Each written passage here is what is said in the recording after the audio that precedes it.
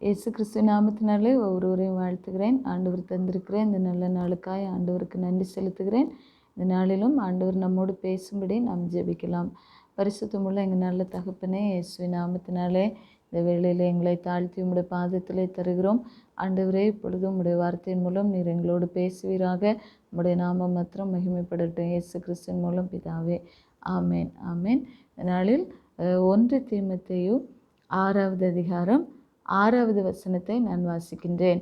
1 தீமோத்தேயு 6ஆம் அதிகாரம் 6வது வசனம். போதும் என்கிற மனதுடனே கூடிய தேவ பக்தியே மிகுந்த ஆதாயம் என்று சொல்லப்பட்டிருக்கிறது. போதும் என்கிற மனதுடனே கூடிய தேவ பக்தி. இந்த தேவ பக்தி இல்லாத மனிதர்கள் என்று யாருமே இருக்க முடியாது. எல்லாருக்குள்ளாகவும் ஏதோ ஒன்றை குறித்ததான ஒரு பக்தி இருக்கும், ஒரு நம்பிக்கை இருக்கும், வைராக்கியம் இருக்கும். இந்த தேவ பக்தி இல்லாதவர்கள் என்று யாரும் இருக்க முடியாது. அதே போலவே நம்ம தேவனுடைய சபையில் வந்து ஜெபிக்கிறவர்களாக இருந்தாலும் அல்லது ஏதோ கடமைக்கென்று வருகிறவர்களாக இருந்தாலும் அவர்களுக்குள்ளாகவும் தேவ பக்தி என்று ஒன்று இருக்கிறதுனால தான் தேவனை தேடி வருகிறதை நம்ம பார்க்கிறோம். ஆனால் இப்படிப்பட்ட தேவ பக்தி எப்படி இருக்க வேண்டும் என்று வேதம் சொல்லுகிறது. இந்த தேவ பக்தி எப்பொழுது நமக்கு ஆசீர்வாதமாகவும் ஆதாயமாகவும் லாபமாகவும் இருக்கும் என்றால் போதும் என்கிற மனதுடனே கூடிய தேவ பக்தியாக இருக்க வேண்டும். போதும் என்கிற மனது. இன்னைக்கு நிறைய நேரங்களில் ஆண்டவர் நமக்கு கொடுத்தவைகளை நாம் மறந்து விடுகிறோம். இல்லாதவைகளை நம்ம கேட்டு இதெல்லாம் கிடைக்கவில்லையே, நம்ம எதற்கெல்லாம் ஜெபிக்கிறோம், இதெல்லாம் நடக்கவில்லையே என்று நிறைய நேரங்களில் நம்முடைய ஜெப குறிப்புகளை நம்ம பார்த்தோன்னு சொன்னால் இன்றைக்குள்ள தேவைகள், நாளைக்குரிய தேவைகள் என்று பல காரியங்கள் அதில் போடப்படுகின்ற எழுதப்படுகின்ற குறிப்புகள் அது ஒரு நீண்டு கொண்டே போகலாம். அத்தனை தேவைகளை நம்ம ஆண்டவருடைய சமூகத்திலே நம்ம சொல்லுகிறவர்களாக இருக்கிறோம். ஆனால் இந்த வசனம் சொல்லுகிறது போதும் என்கிற மனது என்றால் நம்ம இதுவரைக்கும் ஆண்டவர் செய்த நன்மைகளை நாம் நினைத்து பார்த்து முதலாவது நம்ம ஆண்டவருக்கு நன்றி சொல்கிறவர்களாக இருக்க வேண்டும். இதுவரைக்கும் அவர் நம்மை நடத்தி வந்ததை நம்ம நினைத்து பார்த்து ஆண்டவர் எப்படி நம்மை நடத்தினார், இனியும் நடத்த வல்லமை உள்ளவர் என்கிற அந்த நம்பிக்கை விசுவாசம் உள்ளவர்களாக நாம் இருக்க வேண்டும். இஸ்ரவேல் ஜனங்கள் எகிப்து தேசத்திலிருந்து ஆண்டவர் அவர்களை விடுதலை செய்து கூட்டி கொண்டு வரும் பொழுது ஆண்டவருடைய பலத்த கையினாலும் ஓங்கிய புயத்தினாலும் அவர் பலவிதமான அற்புதங்களை அதிசயங்களை செய்ததை பார்க்கிறோம். செங்கடல் 2ஆக பிளந்தது, யோர்தான் பின்னிட்டு திரும்பினது, கற்பாறையிலிருந்து தண்ணீரை கொடுத்தார், வானத்து மன்னாவினாலே அந்த ஜனங்களை போஷித்தார், மாறாவை போன்ற கசந்த அந்த தண்ணீரை ஆண்டவர் மதுரமாக மாற்றினார். இப்படி ஆண்டவர் செய்த அற்புதங்கள் ஏராளம் இருந்தது. ஆனால் அந்த இஸ்ரவேல் ஜனத்திற்கு தேவை என்று ஒன்று வரும்போது அவர்கள் எப்படி இருந்தாங்க என்றால் ஆண்டவர் செய்த எல்லாவற்றையும் மறந்துவிட்டு புதிதாக ஒன்று இல்லையே, அல்லது தாகமாக இருக்கிறோம், அல்லது இறைச்சி இல்லை, உணவு இல்லை, வழி இல்லை, ஒரு பயந்த சூழ்நிலை வரும்போது அவங்க முறுமுறுக்கிறவர்களாக இருந்தாங்க. அவங்களுடைய வாழ்க்கை எப்படி இருந்தது என்றால் ஆண்டவர் நடத்தி வந்ததை மறந்துவிட்டு இப்போ என்ன செய்ய போகிறோம் என்று ஒரு பயம், ஒரு சந்தேகம், நம்பிக்கை இல்லாத சூழ்நிலை அவர்களுடைய வாழ்க்கையில் இருந்தது. அதைத்தான் தேவ பக்தி என்பது நம்ம சூழ்நிலைகளை பார்த்து வருவது அல்ல. நம்மை ஆண்டவர் எப்படிப்பட்ட சூழ்நிலையிலும் நடத்த வல்லவர் என்று நம்பி நமக்குள்ள அந்த மன ரம்மியம், ஒரு திருப்திப்பட்ட நிலைமையில் நாம் தேவனை தேடுவது தான் நமக்கு ஆசீர்வாதமாக இருக்கும்.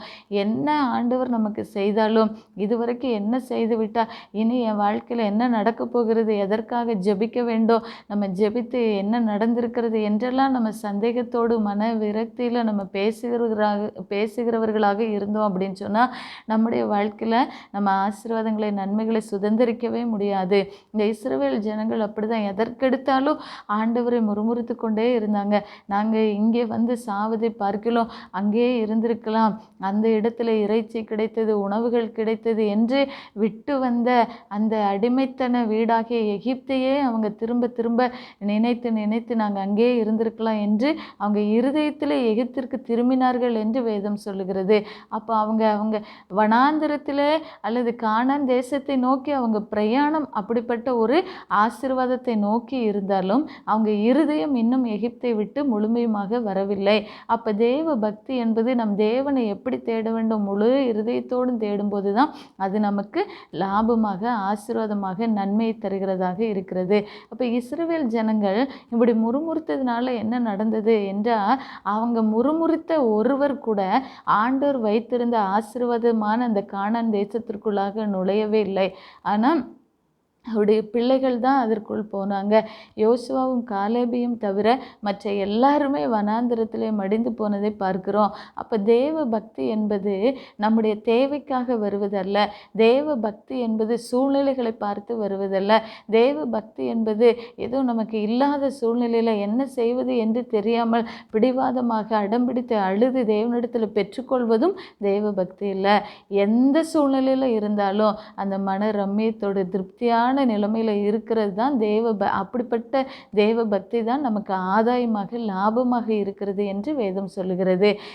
அப்போஸ்தலனாகிய பவுல் சொல்லும்போது பிலிப்பியர் 4ஆம் அதிகாரத்தில் 11-12 வசனங்களிலே பவுல் இப்படி சொல்லுகிறார், என் குறைச்சலினால் நான் இப்படி சொல்லுகிறதில்லை, ஏனெனில் நான் எந்த நிலைமையில் இருந்தாலும் மன ரம்மியமாக இருக்க கற்றுக்கொண்டேன்.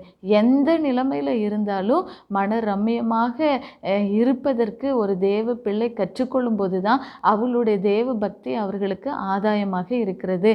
பவுல் சொல்லுகிறார் 2வது வசனத்தில், தாழ்ந்திருக்கவும் எனக்கு தெரியும், வாழ்ந்திருக்கவும் எனக்கு தெரியும், எவ்விடத்திலும் எல்லாவற்றிலும் திருப்தியாய் இருக்கவும் பட்டினியாய் இருக்கவும் பரிபூர்ணமடையவும் குறைவுபடவும் போதிக்கப்பட்டேன் என்று சொல்லியிருக்கிறார். அப்போ தாழ்ந்திருக்கவும் தெரிந்திருக்கணும், வாழ்ந்திருக்கவும் தெரிந்திருக்க வேண்டும். சிலருக்கெல்லாம் வாழ்ந்திருக்கும் போது ரொம்ப சந்தோஷமாக சபைக்கு வருவது, ஜெபிப்பது, எல்லாரிடத்திலும் பேசுகிற எல்லாம் செய்வாங்க. ஆனால் ஒரு தாழ்வு வரும்போது, இயலாமை வரும்போது, இல்லாமை வரும்போது அவங்களுக்குள்ள அதை ஏற்றுக்கொள்கிற மனப்பக்குவம் இருக்காது. ஐயோ இப்படி ஆகிவிட்டதே, மற்றவங்க என்ன நினைப்பாங்க, நம்ம ஜெபித்து இப்படி நடந்து விட்டதே என்றெல்லாம் சோர்ந்து போய் விடுவார்கள். அப்படி இல்லாமல் நாம் எப்படி இருக்க வேண்டும் என்றால், கர்த்தருக்கு பயந்து நம்ம வாழ்ந்திருக்கவும் தெரியணும், தாழ்ந்திருக்கவும் தெரிய வேண்டும். எவ்விடத்திலும் எல்லாவற்றிலும் நம்ம திருப்தியாக இருக்கவும் பட்டினியாக இருக்கவும் பரிபூர்ணமடையவும் குறைவுபடவும் போதிக்கப்பட்டேன் என்று பவுல் சொல்லுகிறார். அப்போ நம்மளுடைய வாழ்க்கையிலும் ஆண்டவர் போதிக்கிறவராக இருக்கிறார். பரிசுத்த ஆவியானவர் நமக்கு சகலத்தையும் போதிக்கிற ஆவியானவர். அப்போ நம்மளுடைய சூழ்நிலைகள், நாம் கடந்து வருகிற சூழ்நிலைகளை பார்த்து இப்படியெல்லாம் நடந்து விட்டதே என்று நம்ம சோர்ந்து போகாமல், நமக்கு ஆண்டவர் போதிக்கின்ற காரியங்களை ஒவ்வொரு சூழ்நிலையிலும் நாம் கற்றுக்கொள்ளும் போது அந்த மன ரம்மியம் நமக்குள்ளாக வரும், மன திருப்தி நமக்குள்ளே வரும். நீதிமொழிகள் 15:15 சொல்லும்போது வாசிக்கும்போது சொல்லப்பட்டிருக்கிறது, மன ரம்மியமோ நித்திய விருந்து என்று சொல்லப்படுகிறது. இந்த விருந்தும் மருந்தும் 3 நாட்கள் என்று சொல்லுவாங்க. அது தொடர்ந்து விருந்து இருக்காது. 1 நாள் 2 நாள் அல்லது 1 மாதம் வரைக்கும் இருக்கலாம். தொடர்ந்து விருந்து கொண்டாடுவார்களா என்றால் அது இல்லை. ஆனால் பாருங்கள், மன ரம்மியம் என்கிறது நித்திய விருந்தாக இருக்கிறது. நித்திய விருந்து என்றால் என்றென்றைக்கும் அது விருந்து தான். நமக்கு தாழ்ந்திருக்கும் போது மன ரம்மியம் நமக்குள்ளே இருந்ததுன்னா அந்த இல்லாத சூழ்நிலை கூட நமக்கு அது விருந்தாகத்தான் இருக்கும். அப்போ நித்திய விருந்து நம்ம வாழ்க்கையில் இருந்து கொண்டே இருக்க வேண்டும் என்றால் நமக்குள்ளே அந்த மன ரம்மியம் இருக்க வேண்டும், மன தாழ்மை இருக்க வேண்டும். இந்த வசனத்தில் பவுல் சொல்லுகிறது போல் எந்த நிலைமையில் இருந்தாலும் மன ரம்மியமாக இருக்க கற்றுக்கொண்டேன் என்று பவுல் சொல்லுகிறார். 1 தீமோத்தேயு 6ஆவது அதிகாரத்தில் அங்கே நம்ம வாசிக்கும்போது 7வது வசனத்திலிருந்து சொல்லப்பட்டிருக்கிறது, உலகத்திலே நாம் ஒன்றும் கொண்டு வந்ததும் இல்லை, இதிலிருந்து நாம் ஒன்றும் கொண்டு போவதும் இல்லை என்பது நிச்சயம். உண்ணவும் உடுக்கவும் நமக்கு உண்டாயிருந்தால் அது போதுமென்று இருக்க கடவோம். உண்ணவும் உடுக்கவும் இருந்தால் நமக்கு போதும் என்கிற அந்த மன ரம்மியம் நமக்கு இருக்க வேண்டும். ஏனென்றால் நம்ம எதையும் கொண்டு வந்ததும் இல்லை, கொண்டு போவதும் இல்லை. அதனால தான் யோபு அங்கே இழப்புகள் மத்தியிலே சொல்லுகிறார், கர்த்தர் கொடுத்தார், கர்த்தர் எடுத்தார், கர்த்தருடைய நாமத்துக்கு ஸ்தோத்திரம் என்று. ஏனென்றால் தாயின் கர்ப்பத்திலிருந்து நான் நிர்வாணியாய் வந்தேன், அப்படித்தான் அவரிடத்தில் போக போகிறேன், அதனால் அவர் கொடுத்ததை எடுத்துக்கொண்டதற்காக ஸ்தோத்திரம் என்று சொல்லுகிறத பார்க்கிறோம். அப்போ இந்த உலகத்தில் நம்ம எதையும் கொண்டு வரவில்லை, கொண்டு போக போவதும் இல்லை. எவ்வளவு அதிகமாக நம்ம சம்பாதித்து பொருட்களை, பணத்தை, ஐஸ்வர்யத்தை நம்ம சேர்த்து வைத்தாலும் நம்ம போகும்போது எதையும் கொண்டு போவதே இல்லை. ஆகவே உண்ணவும் உடுக்கவும் நமக்கு உண்டாயிருந்தால் போதும் என்று இருக்க கடவோம். அதுக்கப்புறம் 9வது வசனத்தில் வாசித்தால் சொல்லப்பட்டிருக்கிறது, ஐஸ்வர்யவான்களாக விரும்புகிறவர்கள் சோதனையிலும் கண்ணியிலும் மனுஷரை கேட்டிலும் அழிவிலும் அமிழ்த்துகிற மதிகேடும் சேதமுமான பலவித இச்சைகளிலும் விழுகிறார்கள். பண ஆசை எல்லா தீமைக்கும் வேறாக இருக்கிறது.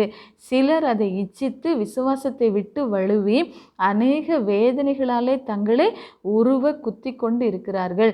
பண ஆசை, பொருள் ஆசை, இவைகளை சேர்க்க வேண்டும், சம்பாதிக்க வேண்டும் என்று அவைகளின் பின்பாக நம்ம போவதனால, இச்சைகளினால இப்படிப்பட்ட காரியங்கள் நம்மை சேதப்படுத்துகிறதாக இருக்கிறது. இப்படிப்பட்ட இச்சைகளிலே விழுந்து போகிறார்கள் என்று வேதம் சொல்லுகிறது. பண ஆசை எல்லா தீமைக்கும் வேறாக இருக்கிறது. சிலர் அதை இச்சித்து என்ன செய்து விட்டார்களாம், விசுவாசத்தை விட்டு விலகி விட்டார்கள் என்றும் சொல்லப்பட்டிருக்கிறது. அப்படிப்பட்டவருடைய நிலைமை எப்படி இருக்கிறது? அநேக வேதனைகளினாலே தங்களை உருவ குத்தி கொண்டிருக்கிறார்கள். வேற யாரும் உருவ குத்துவதில்லை, யாரும் அவர்களை சோதிப்பதில்லை. அந்த இச்சையினால் விசுவாசத்தை விட்டு விலகி போகிறவர்கள் தங்களை தாங்களே உருவ குத்தி கொண்டு இருக்கிறார்கள் என்று தான் வேதம் சொல்லுகிறது. இப்போ நமக்குரிய ஆலோசனையாக என்ன வேதம் சொல்லுகிறது என்றால், 1 தீமோத்தேயு 6ஆம் அதிகாரம் 11வது வசனம் சொல்லுகிறது, நீயோ தேவனுடைய மனுஷனே, இவைகளை விட்டு ஓடி நீதியையும் தேவ பக்தியையும் விசுவாசத்தையும் அன்பையும் பொறுமையையும் சாந்த குணத்தையும் அடையும்படி நாடு. அப்போ நம்ம எதை விட்டு ஓட வேண்டும்? பண ஆசையை, பொருள் ஆசையை, ஐஸ்வர்யவான் ஆக வேண்டும் என்கிற அந்த ஆசையை சேர்த்து வைக்க வேண்டும் என்று ஓடுகிற அந்த இச்சைகளை எல்லாம் விட்டு விலக வேண்டும். விசுவாசத்தை விட்டு நம்ம விலகக்கூடாது. உலக ஆசை, பண ஆசை, பொருளாசை இவைகளை விட்டு விலகி தேவ பக்தியை நம்ம நாடும்போது நீதியையும் தேவ பக்தியையும் விசுவாசத்தையும் அன்பையும் பொறுமையும் சாந்த குணத்தையும் நம்ம என்ன செய்ய வேண்டுமா? அடையும்படி நாட வேண்டும். அப்படி நம்ம செய்யும்போது நம்முடைய தேவ பக்தி நமக்கு ஆதாயமாக இருக்கும். பிரசங்கியில் வாசிக்கும்போது சொல்லப்பட்டிருக்கிறது, வாழ்வு காலத்திலே நன்மையை அனுபவித்திரு, தாழ்வு காலத்திலே சிந்தனை செய் என்று. அப்போ வாழ்ந்திருக்கும் போது நமக்கு ஆண்டவர் நன்மை செய்தார் என்று நம்ம நினைத்து சந்தோஷப்பட்டு அவைகளை அனுபவித்திருப்பது மாத்திரல்ல, தாழ்வு காலத்திலே சிந்திக்கிறவர்களாக இருக்க வேண்டும். அந்த தாழ்வு காலத்திலும் மன ரம்மியமாக இருக்க வேண்டும். வாழ்ந்திருக்கவும் தாழ்ந்திருக்கவும் பசியாக இருக்கவும் பட்டினியாக இருக்கவும் நம்ம போதிக்கப்படும் போது தான், குறைவுபடவும் நிறைவோடு வாழவும் போதிக்கப்படும் போது நம்முடைய வாழ்க்கை திருப்தி நிறைந்ததாக, ஆசீர்வாதம் நிறைந்ததாக இருக்கும். அநேகருக்கு ஆசீர்வாதமாகவும் இருக்கும். அப்போ போதும் என்கிற மனது, அதோடு கூட இருக்கிற ஒரு தேவ பக்தி தான் மிகுந்த ஆதாயமாக இருக்கிறது. அதுதான் நம்ம வாழ்க்கையில் ஆசீர்வாதத்தை, லாபத்தை கொடுக்கக்கூடியதாக இருக்கிறது. என்ன இருந்தாலும் இல்லை இல்லை இல்லை அவர்களிடத்துலலாம் அது இருக்குது, அவங்களாம் அதெல்லாம் வாங்கிட்டாங்க என்று சொல்லி ஒரு திருப்தி இல்லாத மனநிலையில் நம்ம தேவ பக்தி வைத்திருப்போம் என்றால் அது நமக்கு லாபமாக இருக்காது. அது நஷ்டத்தை கொண்டு வரும். நம்ம இழந்து விடுவோம். இஸ்ரவேலர் இழந்து விட்டாங்க. ஆண்டவர் வைத்திருந்த பாலும் தேனும் ஓடுகிற கானான் என்கிற ஆசீர்வாதத்தை அவர்கள் சுதந்திரிக்காமல் போய்விட்டதற்கு காரணம் அவர்கள் குறை சொல்லிக்கொண்டே இருந்தது. இருக்கிற நிலைமையில் திருப்திப்படாமல் இருந்தது தான் அவங்க ஆசீர்வாதத்தை சுதந்திரிக்காமல் போனதற்கு காரணம். இன்றைக்கே நாம் அப்படி இராமல் ஆண்டவருடைய சமூகத்தில் நம்மை அர்ப்பணித்து நமக்கு தந்திருக்கிற சுகத்திற்காக, ஜீவனுக்காக, இந்த நாளுக்காக, குடும்பத்திற்காக, இருக்கின்ற ஆசீர்வாதங்களுக்காக உண்ணவும் ஒடுக்கவும் போது என்கிற மன ரம்மியத்தோடு நம்ம வாழும்போது நிச்சயமாக ஆண்டவர் நம்மை அதிலிருந்து உயர்த்துவார், ஆசீர்வதிப்பார். நாம் ஜெபிக்கலாம். பரிசுத்தமுள்ள எங்கள் நல்ல தகப்பனே, இயேசுவின் நாமத்தினாலே எங்களை தாழ்த்தி உங்கள் பாதத்தில் தருகிறோம். போதும் என்கிற மனதுடனே கூடிய தேவ பக்தி மிகுந்த ஆதாயம் என்ற வார்த்தையின்படி நாங்களும் உலகத்தையும் உலகத்தின் காரியங்களையும் அஞ்ஞானிகளைப் போல நாடி தேடி ஓடாமல் தேவனுடைய ராஜ்யத்தையும் நீதியையும் தேட ஆண்டவரே நன்றி. இச்சைகளை விட்டு விலகி, பண ஆசை, பொருள் ஆசை, உலக ஆசைகளை விட்டு விலகி ஆண்டவரே விசுவாசத்தையும் அன்பையும் பொறுமையும் சார்ந்த குணத்தையும் நாடி தேடுகிறவர்களாக இருக்க ஆண்டவர் எங்களுக்கு உதவி செய்யுங்க. இங்கே அப்படி செய்வதற்காக ஸ்தோத்திரம். இயேசு கிறிஸ்துவின் மூலமாக பிதாவே. ஆமென், ஆமென். ஆண்டவர் ஒவ்வொருவரையும் ஆசீர்வதிப்பாராக. தேங்க்யூ.